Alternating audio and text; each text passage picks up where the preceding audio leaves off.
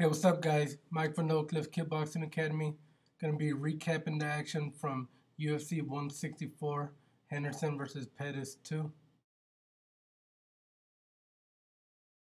On the Facebook prelims, Jared Hammond comes out aggressive, throwing lots of strikes, looks for a takedown, leaves his head on the outside. Magnus Cedenblad able to grab the guillotine choke, doesn't let it go until the tap comes. Elliott versus Ryan Couture. Pretty evenly matched. Both guys mixing it up very well. But Ryan Couture unable to match the power that Elliott brought. So numbers might have been close, but definitely goes to Elliott.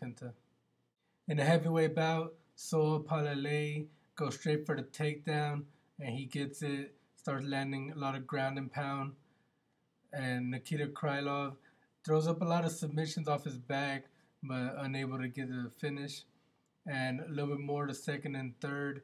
Both guys very tired, but it's Soa Palale that's getting the better of it. He gets his takedowns, he brings a lot of damage, and he gets a third round stoppage. Fox Sports 1 prelims, Chico Camus, Kyung Ho Kang. And first round and two, I scored it to Kyung Ho Kang. He got the takedowns. He stayed on top, and he rained down ground and pound. Third round, a little bit better for Chico. And as a lot of people are saying, he's gifted the hometown decision, which I definitely agree with.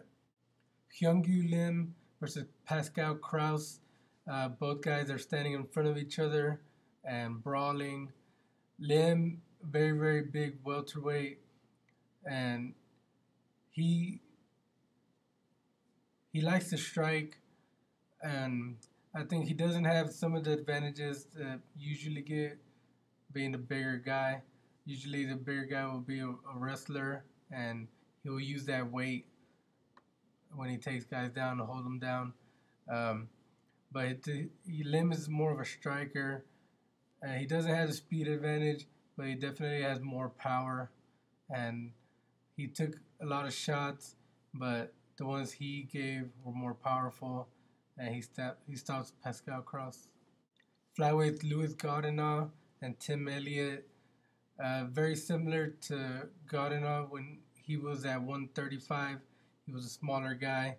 Big guys are able to bully him around, get the takedowns, not let him up, and just lots of ground and pound.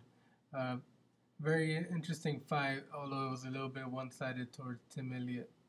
The final prelim, Gleison Tibau, Jamie Varner. Gleison Tibau able to get the takedowns and the top control right out the rounds. In the third, Jamie Varner back against the wall, started really throwing heavy punches, able to sprawl out this time. Might have hurt his hand, but he kept going, trying to get the finish. Unfortunately, time runs out. Decision goes to Gleison Tibau.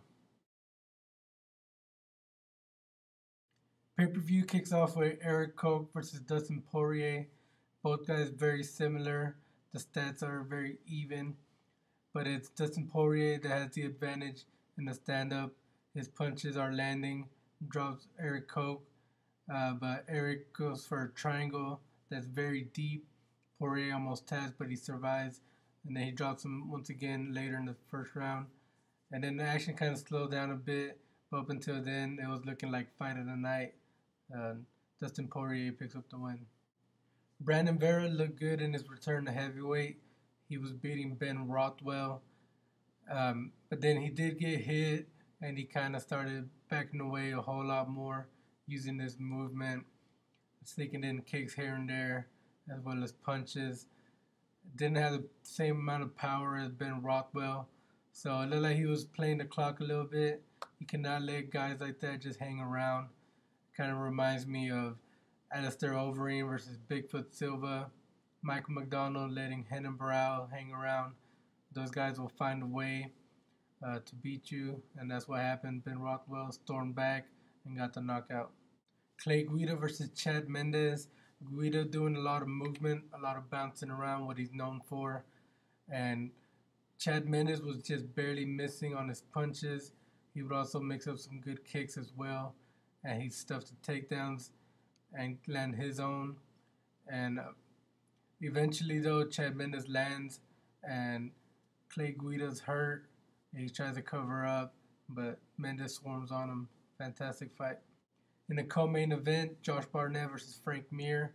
Barnett used the game plan that Cormier used to nullify Frank Mir, putting him up against the cage, and he just blasted away with knees and punches, eventually landing a big knee that dropped Mir, and he goes limp for a second, so referee has to go in there and separate it, and Mir protests, but he went out, and Josh Barnett's back.